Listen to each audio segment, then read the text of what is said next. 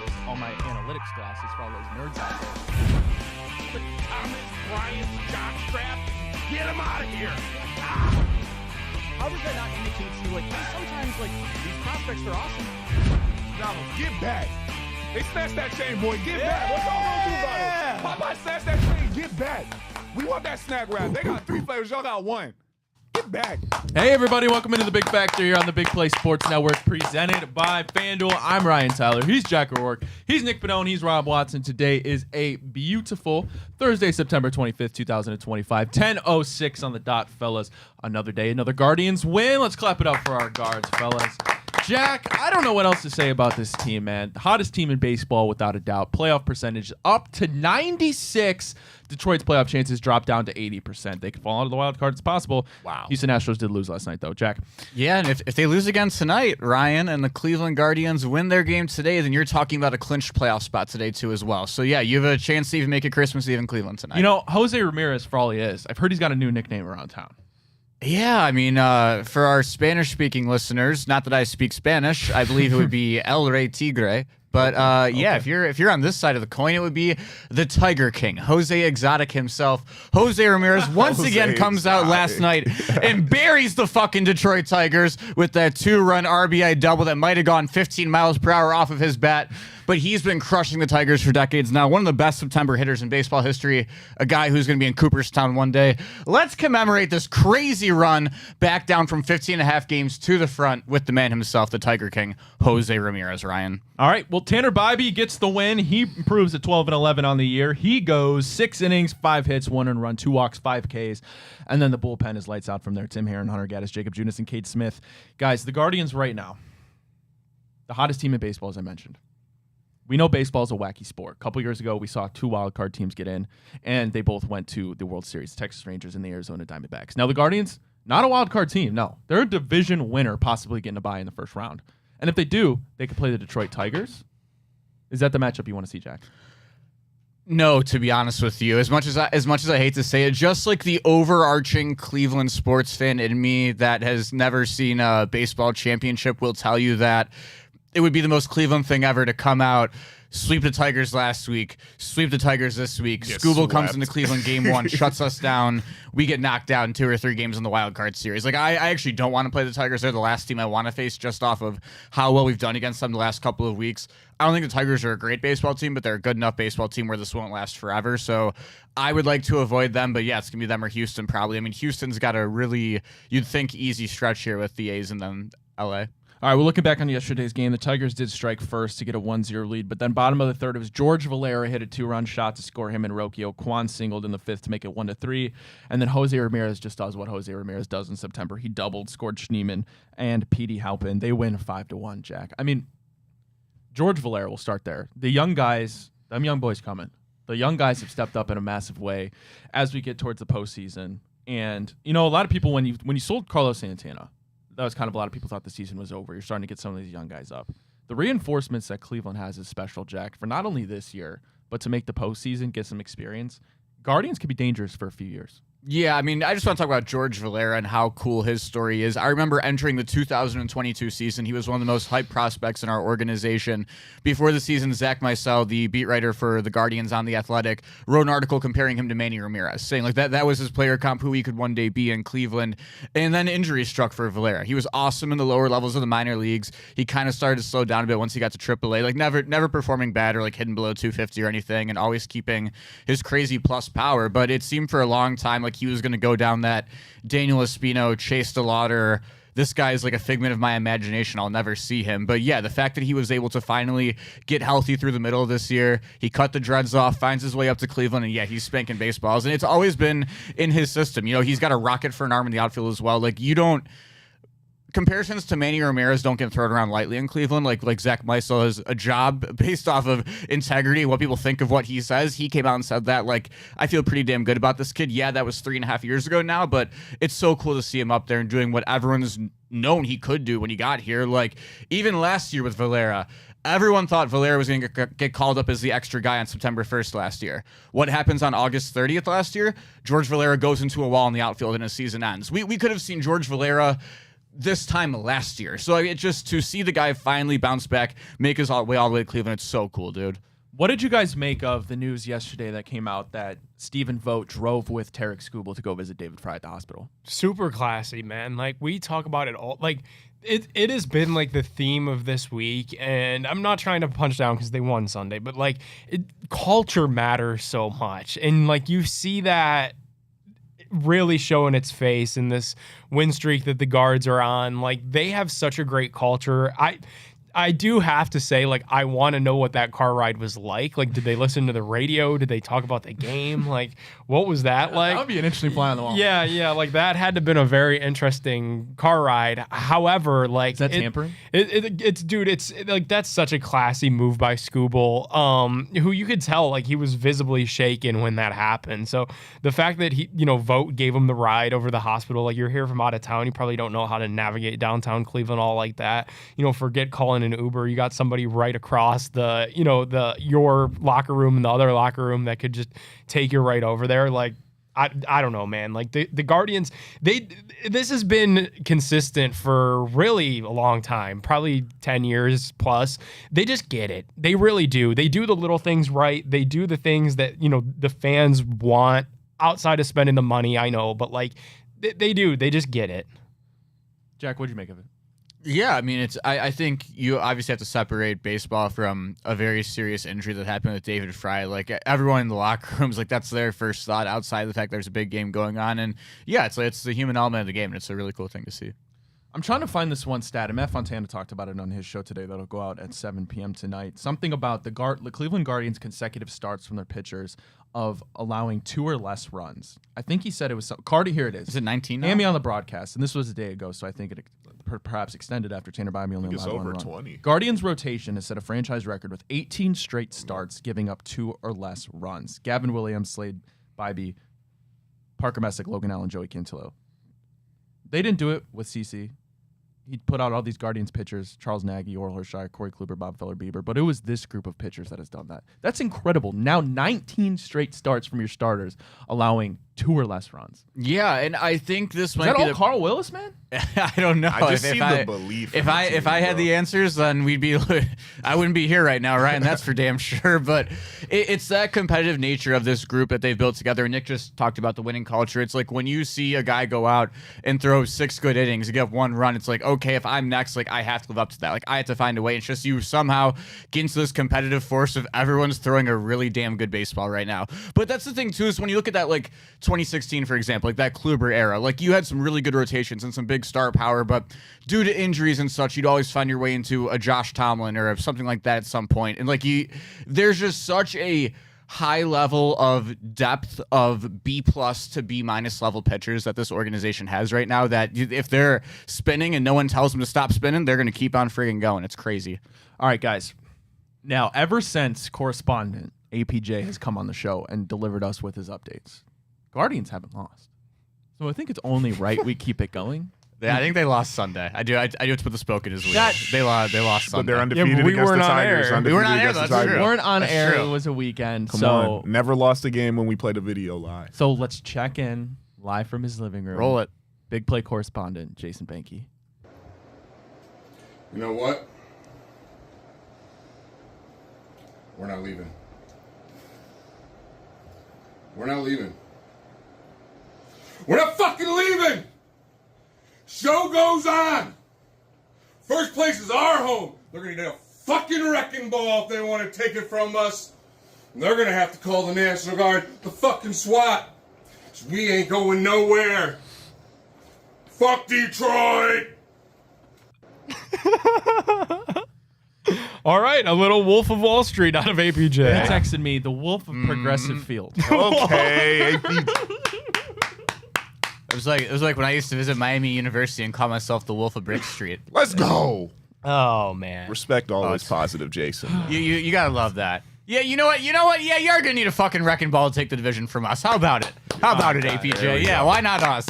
Why not 15.5? Fuck them. Yeah. Jack, anything you got to say about the Guardians before we move on to the Browns? Give me Banky. Got to get another one tonight, right? Yeah, like I that's mean, the hey. Finish it off, Yeah. bro. Thing That's is what I kept saying. The next game, bro. Next one. And I think they've been living up to that on the field. And one thing I always used to tell you is that When I watched the games, when they were in those slumps, I didn't see it in their eyes. I see the belief, I see the posture, and everyone's perked up.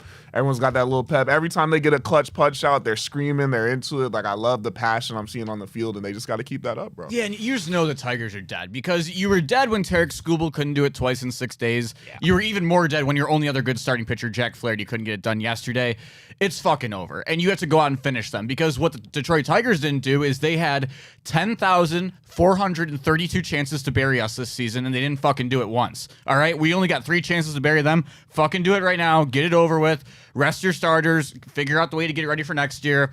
The Astros are playing tonight. Let's fucking pop some champagne on that. Oh, we don't even have a plane. Oh, it's going to be a party in downtown Cleveland tonight. Be ready. All right, let's move on to the Cleveland Browns. But before we do that, I got to tell you about our friends at Fairway Ford. Fairway Ford is the biggest Ford truck dealership in the entire state of Ohio. They have the largest selection of Ford F-150s and Super Duty trucks, and they will not be beat on price by any other Ford dealers. Don't let a short drive to Canfield, Ohio prevent you from saving thousands of dollars on your new dream vehicle. Fairway Ford, the largest inventory of new Ford trucks, lowest pricing and same hometown level of service. Scan the QR code now or go get the website to visit fairwayfordohio.com. One more time, that's fairwayfordohio.com. All right. I have to check again this morning. I haven't done it yet. The line on FanDuel Sportsbook, I believe, is 8.5 or 9.5 for the Detroit Tigers in favor. They are home, of course. Average 32 points a game in the NFL. That's second best to the Baltimore Ravens. Now, my question to you guys is quite simple: do the Cleveland Browns have any hope of beating the Detroit Lions on Sunday? I will tell you this. They've got the opportunity to do the funniest thing imaginable, and that's win a game after what the Guardians have done to Detroit this week. The Browns are set up with a beautiful opportunity to do the funniest thing that we've seen in Cleveland sports in quite some time to pull off this upset. And you know what? Why not? I'll say that there's a chance because with this defense, I really think that you can carve a path to victory in all of these games, and we know what the other side of the bargain is. And the Achilles heel of this team has been to date that the other side of that bargain hasn't been held up, and that's the offense. So if that could ever get itself worked out, then you could be looking at a Browns team that's actually pretty good. Until that happens, it's going to be a lot of shaky, wavering feelings because you know you got a good defense, but the rest of it's just kind of meh. Rob, let me ask you, because I was texting you a bit last night about phrase staging a coup in general. If should the Guardians beat the Tigers 6 times in 2 weeks and the Browns beat the Lions, do we just stage a coup on the state? Do we just open up the border and go for it and just make Ohio twice as big? Yeah, they just need to hand it over at that point. The only thing keeping them afloat at that point would be Michigan, Tony bro. Pacos, And that's not even a Detroit thing. We got the keys to the city, but we want the keys to the whole state. Obviously, Browns have a chance. Best defense in the NFL. They're going to keep you in the game. You know, maybe Myles Garrett wrecks the offense, and they just can't get anything going. Maybe they can't get his incentive because he's over there, and you got to put 3 people on him to stop him from getting to the quarterback. So obviously, Browns have a chance.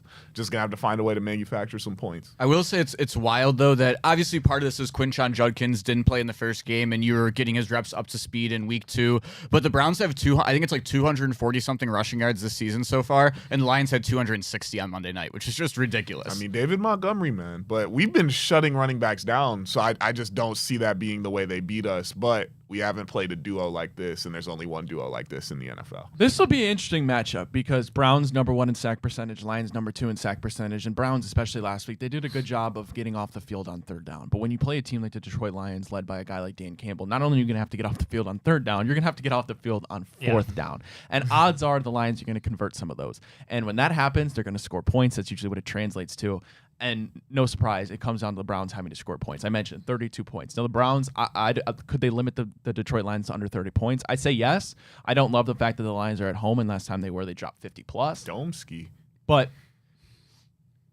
the sacks, the offensive line for the Cleveland Browns. We saw Al-Quaid Muhammad. We saw Aiden Hutchinson get after Lamar Jackson. 7 sacks. That's against Lamar Jackson with Joe Flacco in the pocket. Who'd we just sign? Who'd we get? We got someone off a practice. From Aaron the Munford. Patriots? You Munford? Help is on the way.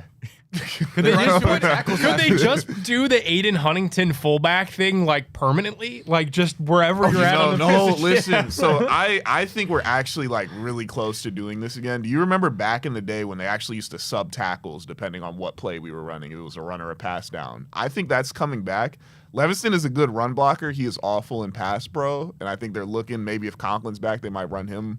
Certain things might switch it up a little bit, but I think they're gonna have to shuffle guys around. Like I I don't know what we really got for this pass rush Like based you're on how saying, we do played. you remember when like Jabril would just play center field and just like whatever's happened, he can be there. Just like Huntington's back there, just in pass pro for whoever gets drilled. Oh, by you want to first, just go like, 6 linemen? Like, let's remove Yeah. a tight end and just add a guy on the side. Just add Aiden Huntington, full-time fullback.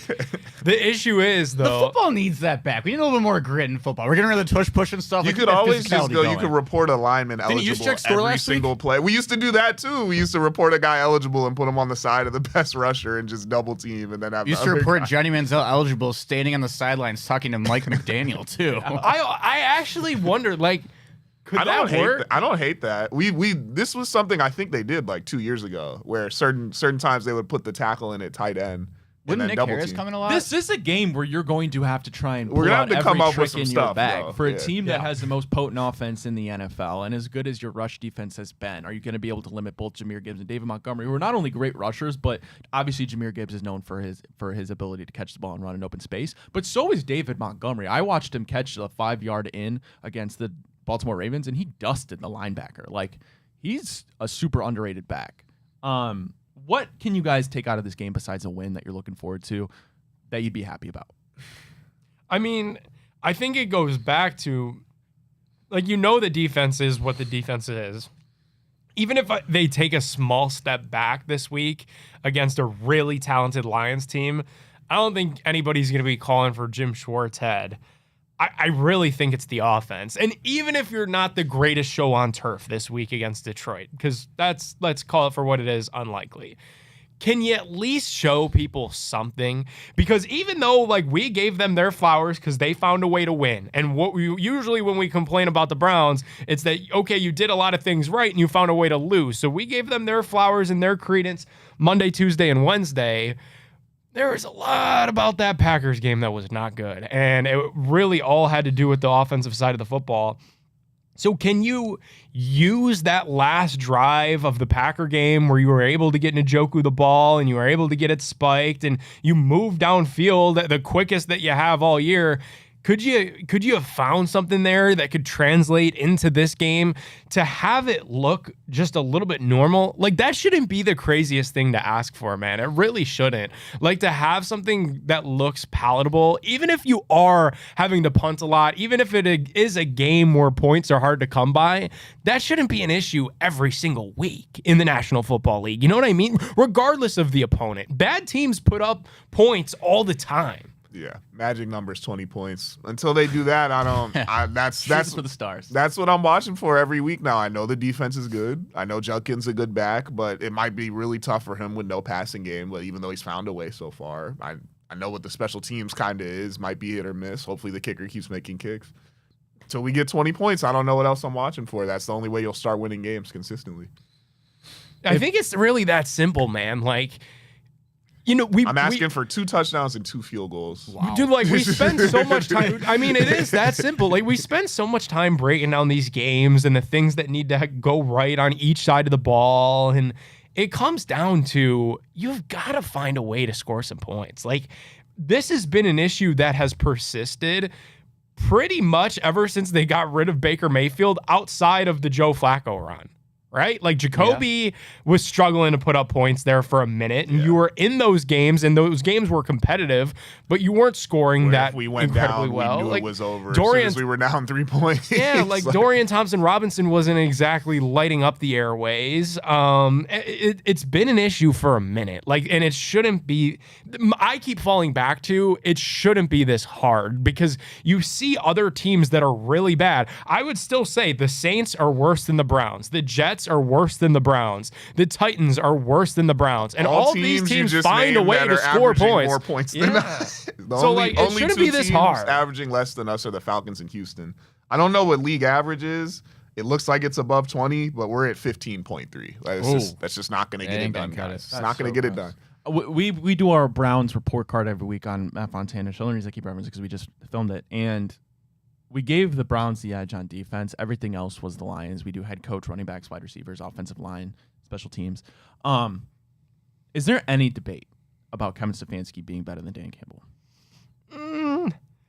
I think I think I would like to see what Kevin Stefanski would be able to do with that roster and with Jared Goff, understanding Kevin's strong suit is like dominating time of possession, being really smart about winning the field goal battle. Like I think field position battles rather. Like I think Kevin is cerebral in ways that Dan Campbell's not.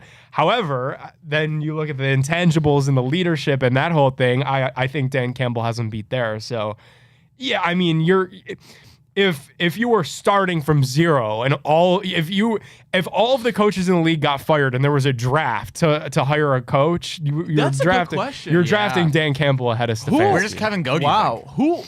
Who would 100% you're taking Dan Campbell. I don't Yeah. think it's.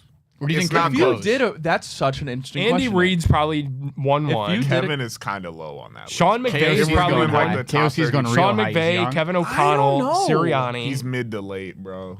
There's a lot I of guys. wonder who would be the top 5 picks. I think We got KOC goes Reed, first because how young he McVay, is. LaFleur, probably Shanahan, Kevin O'Connell, you mentioned something. O'Connell's in there. Sirianni. I wonder how NFL teams. Sirianni mid low. He's won a Super Bowl. I wonder though. how NFL owners at this point view a guy like Mike Tomlin. He's up there. I'd draft him. My team would at Top least 10. be competitive. Yeah, top 10. And then not you give 5. them you give them a fresh start. Maybe they're kind of in that loop in Pittsburgh. We should Maybe do he this does something. sometime. Maybe Yeah. maybe in the bye week Yeah. we fire all the coaches. Okay, where and does Kevin Stefanski go? He's not top 10. Do you 15? think He's top mid to 15. late. so? He's You mid to think late. he's the top half of coaches? I don't because I think he's Yeah. 15 to 20. It's somewhere in that range. I think if we did it, he'd be anywhere in that range.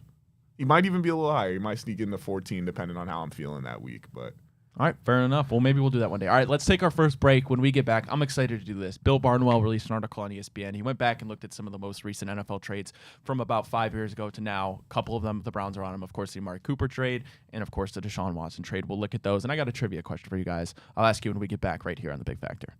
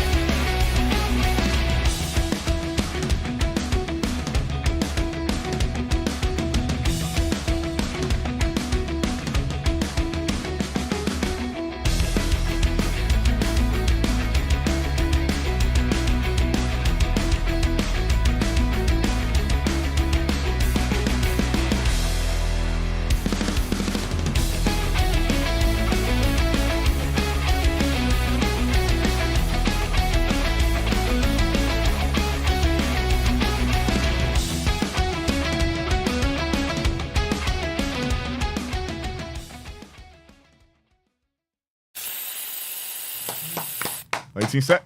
Hey, everybody, welcome back to The Big Factor on the Big Play Sports Network, presented by FanDuel. Ryan Tyler, Jack O'Rourke, Nick Pannone, Rob Watson. Before we dive into this Bill Barnwell article about some of the recent NFL trades, looking back on them, a provisionist history, I got to tell you about our friends at Garage Beer. Garage Beer comes in just 2 flavors, classic light lager, as well as that classic lime. No frills, no bitterness, no IPAs. It's just beer the way you want beer to taste, and that's beer-flavored beer. Scan the QR code now or go to their website or visit drinkgaragebeer.com to find local retailers who sell garage beer near you. Again, one more time, that's drinkgaragebeer.com. I forgot to shout this out yesterday. I saw Garage Beer advertisement behind home plate at the Guardians game. Yeah, They're beer flavored everywhere. beer flavored baseball, man. They're everywhere, everywhere. man. I saw there at Paycor now. Garage Beer really on the come up. Beer flavored baseball. I wish I could say about the same about the Browns. All right, guys. Bill Barnwell released a very interesting article. He looked back at some of the trades from a couple years ago, looking how they turned out for the teams that made those trades now. Now, the reason I bring this up is because there's 2 Browns ones. Of course, the Amari Cooper one and the Deshaun Watson one. So we start here, Amari Cooper to the Browns. This happened in March of 2022. The Browns got wide receiver Amari Cooper as well as a 2022 6th-round pick. We gave the Cowboys a 2022 5th-round pick and a 2022 6th-round pick. Now, before I read the summary, he says, the verdict, this was an easy win for the Browns. No surprise there. My trivia question to you guys is, Loser as. what receiver? Oh, I probably shouldn't have said receiver. Was Old, bro. that pick that the Browns used that they got from the Cowboys, the 2022 6th-round pick? Michael Woods. Devontae Wow. Turpin. No. Michael Woods, yes. Woods. Cowboys turned the Browns picks into Matt Let's-Go and Devin Harper. Ooh. So I don't even really need to read the summary. That's a clear win. Bill writes, Bill writes, after an 865-yard season in 2021, the Cowboys were about to cut Cooper to free up $20 million in cash. Reports of Cooper's pending release attracted trade interest, and the Cowboys ended up dealing him to the Browns for a modest amount of draft capital. Dallas instead used some of that money to bring back Michael Gallup, who obviously tore his ACL. The Browns wanted a new number 1 wideout to replace Odell Beckham Jr., Jarvis Landry, both who have been released. The Amari Cooper trade was an interesting one. You know, we credit Andrew Berry for these wide receiver reclamation projects, and Amari Cooper, honestly, one of the most talented receivers the Browns have had since 1999, one of the most productive, to say the least. I will say this, I do miss Amari Cooper. We saw some special plays from him in Cleveland. Cool. I wonder what could have happened. This trade was so good that he made the Elijah Moore trade. If you had a consistent quarterback, like we saw that 2023 with Joe Flacco, Amari Cooper was setting Browns records, what could have been? You know? Yeah, that was so weird because there were maybe I wasn't in the sports talk landscape at the time, so maybe this is very far-fetched, but I remember seeing reports of like Amari Cooper, like, oh, is he a top 10, top 15 wide receiver when he had that crazy game on Christmas Eve against the Texans and stuff. And then like just out of nowhere, it just seemed like a bad 2 or 3 weeks. I mean, like Deshaun being Deshaun to start the year, you trade him and boom. It was such a fast fall from grace in terms of being such an elite talent. I think he lost his love for the game. You saw what it was. When they're done with players, that's one thing they've hit on. Usually when they're done with the vets, they're kind of done, and he didn't do much in Buffalo. So, but those first 2 years, he gave us like 2,400 yards. Where is he now? 2 seasons. He's retired. Oh, he did? Oh, wow. Well, he retired, then went to the unretired. Raiders for a week, and then said, nah, I'm retiring. Did a so couple he days retired. at training camp and then said, nah, I'm good, fam. Yeah, so to Rob's point, maybe his heart just wasn't in it. But yeah, that really good trade. I feel like the Jerry Jeudy trade has got to be up here as well. Find a way to do these. All right, now this is where it gets fun. Deshaun Watson to the Cleveland Browns. This actually also took place, I didn't realize, the same month, the same year, March 2022. They got Cooper first. Let's go through this. What an Browns. offense. What did the Browns get? They got Deshaun Watson, a 2024 6th-round pick. Who we pick with that? I'll get to that. Okay. Texans, they got a 2022 first and 4th-round picks, the 2023 first-round and 3rd-round picks, and a 2024 first and 4th-round picks. So he said the Browns draft picks, he actually writes about half of that package was what they used to acquire Jerry Jeudy. The Texans draft picks became Kenyon Green, Kamari Lassiter, Jamal Hill, Ozzie Trapilo, obviously drafted this year, and some of the portion of the draft capital was used to move up for guys like Will Anderson, John Mechie, Tank Dell, Christian Harris, and Kalen Bullock. I don't need to write any surprise here. In hindsight, an unquestioned win for the Houston Texans. Yeah. Yeah. Even though like some of those names don't jump missed all the on way. a lot of those. Right, yeah. Will Anderson alone, though, is the best player in the trade overall. So just off that alone. Even though like some of those names don't exactly jump off the page. Some of those guys start for them now too, though. It's the volume, and it's that like what we could have used those draft picks on. And even if we only hit on a couple of those guys, the team would be in a better situation today than they are because of the Deshaun Watson trade. I mean, I've said it, worst trade in the history of sports. You know, you look at this year's draft, and there are going to be people debating, especially if Dante Moore, Oregon takes, you know, a step back, if Fernando Mendoza can't keep this up, if Drew Aller has a bad showing He's actually November garbage. 1st. He's mid. Like, don't talk to me unless it's Mendoza, Moore, or Mayaba right now. There's going to be Those- there's going to be a lot of people that just say, hey, draft an offensive lineman, draft a receiver, and figure That's out what I'm quarterback in saying 2027. now. Like, That's all because of this That's what I'm trade. saying. That's all because of this trade. And to Because you that could point, probably get one of those guys in the second to round. that point, the Deshaun trade happened in 2022. If you're not taking a quarterback till 2027, you effectively set yourself back 5 years. All right, let's look at just some of these other ones. We don't have to dive too deep into the weeds on them. Russell Wilson to the Broncos. Bill Barnwell writes, in hindsight, massive win for the Seattle Seahawks. No surprise about that. Khalil Mack to the Chargers. In hindsight, he writes, clear win for the Chargers. We went over the Amari one. Devontae Adams to the Raiders. In hindsight, clear win for the Packers. What they get? They got a first-round pick. Dude, Tay's been on like So we're looking 3 at this. teams since This also happened in March of 2022. A lot that month. Wow. Raiders, they of course got Devontae Adams. The Packers got 2022 first and second round picks. Those picks became Nick's face. That's way too much. He was a dog. He was the best in the league, but they overpaid for sure. Packers draft picks. They didn't have a quarterback. They made that trade for no reason. They had Garoppolo. No, they had Derek Carr. That was his man. his boy from That was his Fresno man State. in college. Go dogs. Those Packers picks became linebacker Quay Walker, and just over half of the draft capital allowed them to move up for Christian Watson. That wasn't good. Oh, Quay Walker's Quay a good Walker. player, though. He's a good player. All right, another one. Again, March 2022, busy time. Tyreek Hill traded to the Miami Dolphins. Do you guys remember that one? It was like there was like trade rumor, like 2 hours. It was like noon, say. It was like, oh, like Tyreek Hill might get traded, and everybody was like, wow, like where could he go? And then like 2 hours later, Tyreek Hill's been traded. It was like, okay, Well, I'm saying Chiefs won the trade, but they should have never traded Tyreek. So Bill writes, it's in hindsight, slight win for the Dolphins. Yeah, they Yeah. should have never traded Tyreek. Even though I think they won one Super Bowl without him, the team overall has just been on the decline since he left. So looking at the trade, the Dolphins, of course, got Tyreek Hill. The Chiefs got a 2022 first, second, and fourth round picks, 2023 fourth and sixth round picks. The Chiefs draft picks became they did nothing with these. Sky Moore, Trash. Darian Kennard, Who? Go Cats! Hunter Norzad, Who? and then most of the draft capital, these two were hits. Most of the draft capital were used to acquire Trent McDuffie and Rashee Rice. No, those are two Yeah. ballers now. Those are two ballers. But I think they could have probably somehow got both of those players and kept Tyreek Hill. I think the issue with the Tyreek Hill thing was the money. It was because they were paying Mahomes, they were paying Kelsey, and they were paying Chris Jones, and to pay Tyreek all Just that the money. fact that they won a Super Bowl after trading an all-pro. Still, somehow. But they reloaded. They found a way. But That's right what good now, teams do. it's looking bad. When are they going to move on from Kelsey is my whole thing. But that's Yeah. for another day. This trade Off-season talk. is not talked about enough because looking at this now, this is one of the worst trades you can make. A.J. Brown to the Eagles. yeah. What were they It was dumb at the doing? time. This was I think they did it. What was it for? It wasn't for a lot. so. This was in April of 2022. This Right was before the Mike draft. just gave him away for nothing. I feel Eagles like. got. Well, actually, I'll write this in hindsight. Bill Barnwell writes, huge win Yes. for the Philadelphia Eagles. The Eagles got A.J. Brown. The Tennessee Titans got 2022 first and third round picks. The Titans draft picks a became 1 and a 3. Traylon Burks. Oh yeah, bro. Oh my And God. then part Who's of a trade out of the down, league. And then part of a trade down that landed offensive tackle Nicholas Petit Frere. No, this- Actually, I think he starts for them. Oh, he's not AJ Brown. And what makes this even worse, this is around they lost Derrick Henry, who then ended up being good again. a good article, Bill. But this is when AJ Brown was like, I think he was like 23, 24. It's not like he was like in his mid to late 20s, early 30s, like Tay. Like I mean, think he about was he wasn't even prime yet. He's gotten better. They knew they were stripping it down, And right? think about this. A.J. Brown. were just in the AFC Championship like a year or two before they did this. A.J. Brown has just been one of the most efficient receivers in NFL history. The numbers that he's been able to put up on the Titans, who ran the ball the most with Derrick Henry, and then now the Eagles, who run the ball the most, is just If he ever astounding got to think play about. with like a Joe Burrow? a Burrow, a Mahomes, any offense where they would feed him the ball, he would put up ridiculous numbers. Talent-wise, he's probably, I think, strictly just physical attributes and talent, he's the most talented receiver in the NFL. All right, we'll do he's- two more of these because there's actually another Browns one on here. All right, Oh, Hollywood no! Brown to the Arizona Cardinals. This is in April of 2022. In hindsight, a win for the Ravens. Yes. The Ravens got a 2022 first-round pick. The Cardinals, of course, got Hollywood Brown and a 2022 third-round pick. Cardinals draft pick became edge Myjai Sanders.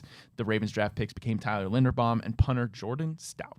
All right, guys. That worked. This one. Hollywood Brown Ben fell off. Baker Mayfield to the Carolina Panthers. This Come was in July of on. 2022. This is a lose for In everyone. hindsight, yeah, a lose-lose. everyone lost. Panthers got quarterback Baker Mayfield, cash considerations. Browns got a 2024 fifth-round pick. DTR. Well, that was conditional. is that- It was conditional. Well, and that we didn't meet the 2024 conditions. fifth-round pick was part of the draft capital used to acquire Jerry Jeudy. Oh, man. So everything comes full circle. I actually want to do this one, too. This is the last one, I promise. Christian McCaffrey to the 49ers. In hindsight, clear 49ers win. yes. The 49ers got McCaffrey. Panthers got a 2023 second, third, and fourth, and a 2024 fifth, and they didn't do much with it. All right, let's take a break. When we get back, we're going to do a little Cleveland fill in the blank, and we'll wrap up the show. All right, we'll be back right back on the Fig Factor.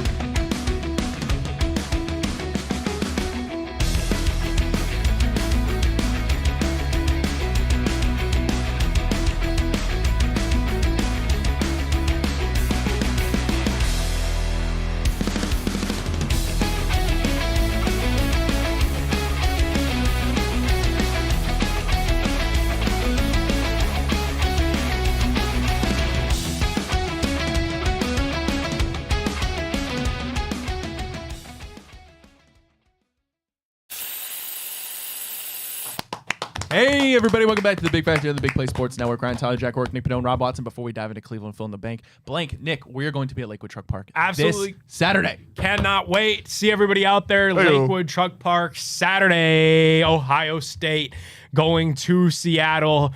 Buckeyes open up their Big Ten schedule out west. The Big Factor opening up the Big Ten schedule in Lakewood at the Truck Park. Check out their $20 Buckeye social membership if it'll make you eligible for special giveaways throughout the game. Chris McNeil, Reflug, going to be joining us on the pregame show as well. So come on out to the Lakewood Truck Park this Saturday. Ohio State, Washington at 2:30 p.m. We'll be doing a Big Factor pregame show. We'll be hanging out there and enjoying the ambiance at the Lakewood Truck Park. So come on out and hang with us. If it's like 68 degrees. Yeah, it's just like, I just pulled up my weather app. Oh, is it actually? No It's, bullshit. Saturday, sunny. That's a good start. Okay. Low of Yes. 61, a high of 75. Okay, so if we're sitting like 68 around 3:30 when that game's starting, the odds I get my grubby little hands on one of those vodka chocolate pretzel milkshakes is unbelievable. Never even heard of No, it. they got some great summer drinks there. Before or after Taylon Green goes for his 400th yard against the Notre Dame defense? Well, how many I have will change based off of that, but probably during. All right, Probably Jack, during. let's jump into Cleveland. Fill in the blank. All right, we don't need to go crazy long on these guys. Just wanted to get a little pulse on the room, what your guys' thoughts are on our three teams in town right now. Starting off with those Cleveland Browns. Dylan Gabriel starts blank games this season. Oh. 6-7. I like that, actually. 6-7. I like that. Yeah, I'll say 7. Okay, so we're in week 4. Let's say Flacco gets pulled. A lot of time. Let's say Dylan Gabriel's first start is against the Steelers. Okay. I hate that, Wild. by the way. I'm assuming we don't see him till Miami. At home against Miami. Yeah, that's where I'll think there. Boom. So then that would leave how many games until possibly a Shador Deshaun? So that would be, you would see. I think the Dylan chronological Gabriel, order 1, there. 2. So you would see him Dolphins, Patriots, Jets, Ravens, Raiders. That's 1, 2, 3, 4, 5. 49ers is 6. Tennessee Titans is 7. I really think something about that Titans game at home sets up to be Shador versus Cam Ward. I don't know why. If this kid isn't bad, he could play like 10 games. The schedule does get a lot softer. It softens up because then even after that, you've got the Chicago Bears, and then the last 3 are tough. But it kind of depends on where these teams are at: the Bills, Steelers, and Bengals. All right, guys. Blank is wide receiver 2 next season. Someone not on the roster. How about this? Team? Jerry Judy's Yeah, I wide was about to say receiver it two should next be season. Jerry Yeah, Judy. it should If we're be. taking it serious, Jerry Judy's WR2 next year. Yes, absolutely. 100% no. Then who is the new one? So A rookie rookie. first round Jordan pick. Tyson. First round pick. Jordan Tyson? Jordan Arizona State. Tyson, Jacoby He's so Lane, tough. Jordan Carnell Tyson's so tough. Tate. Give I'm me calling anybody, that now. bro. A tackle and Jordan Tyson in the first round. Anyone. It just, someone not here. Over to the Gardos. Bear with me on this question. Stephen Vogt, blank, a better manager than Terry Francona. Oh God. Is almost. Yeah, I was gonna say, He say doesn't. is He doesn't not. have the pedigree. Like How about the this? one He's- thing that Terry has. He's on the correct trajectory. Yeah, because one thing Terry has in his back pocket is the resume, and is the track record and the fact that he's done it with multiple teams. So, like, when you look at the macro view, like, of course, Terry, more accomplished manager. But I've, closely watching this Detroit series, I can't lie and say that I've watched the rest of these games, like, super duper close. But this Detroit, he is pressing the right button every single time in terms of managing these pitchers, in terms of pulling guys off the bench. He's on the path. He's showing the signs. Yeah. Oh, me? Oh, yeah. No, I actually, I'm gonna put my foot down and say it that he's better than Terry Francona already. I'm gonna come out and do it. Yeah. Tito Aura choked against farming. Pittsburgh last night. Oh yeah, he did. That was a bad big extra loss innings for the loss. Reds. Yeah, they're playing like a tug of war of who doesn't want to make the playoffs for the NL last wild card spot. But if you look at Terry Francona's success, not to take anything away from him, I'm a massive fan of Terry Francona. I screamed at you guys when you said you'd boo him on the show. Like I love Terry Francona. Terry Francona's 2 World Series were with a roster that in 2004 cost more than our roster costs right now in the Big 25. Like there was a lot of talent on those Boston teams that he led to the top of the mountain. Wow, he had a inflation very considered. unceremonious firing from Boston before coming to Cleveland, and he's never had a roster this bad that has done this much. Like Yeah, but he drives a 2016. moped. What? But he drives a moped. He did drive a moped and chew some bubblegum dip. But like even 2016, you have Carrasco, Brantley, and Gums out. So there were a couple big injuries that year. You get to the World Series, but I don't know. Like 2017, you kind of choked. 2018, you did nothing. The last couple of years in Cleveland, it was like, why the hell are we playing some of these guys? I love Tito, but what Vogt is doing with this exact roster is so impressive that like Terry never did anything like this. They nailed that hire, man. Because like they cast a wide net. Another former catcher. They cast a wide net for that with like Craig Counsell was in there before I hate that I think motherfucker that's more than who any other Chico human being on the Borman planet. wanted specifically. I kind of remember that name back in the day. Yeah, like they Brett Boone. yeah, they nailed that. Because nobody was really lined up to hire Stephen Vogt. No. All right, And Jack. no one was lining up to take our job either. Things were looking dark there. All right, Jack, give us the Cavs one. We'll do our FanDuel parlay of the day, and we'll head out of here. Can I ask you the guards one too? Other guards one. Okay. Tell your burn. Blank should be the game one starter. I think the playoffs. I want to get where your guys' heads are Gavin at. Williams, the biggest rig. I'm going to Rest say him. this just because I know this will shiver Jack's timbers. Joey Cantillo. Nick, Repeat the question one more time. who would be your game one starter as of right now? But my answer would be Gavin. Gavin. The big rig. You know what, Ryan? I love where your head is at right now. I love where your head is at. That's all I'll say. Okay, last one. If the Cavs don't win blank games in the regular season and reach the blank, we need to have serious conversations about this group. Regular season I don't even wins, care about irrelevant. If they don't get to the conference finals, complete failure. If they don't get to the finals, failure. I think complete failure if you don't get to the Eastern Conference Finals. I said that last year. Ooh. Yeah. We both said that last year.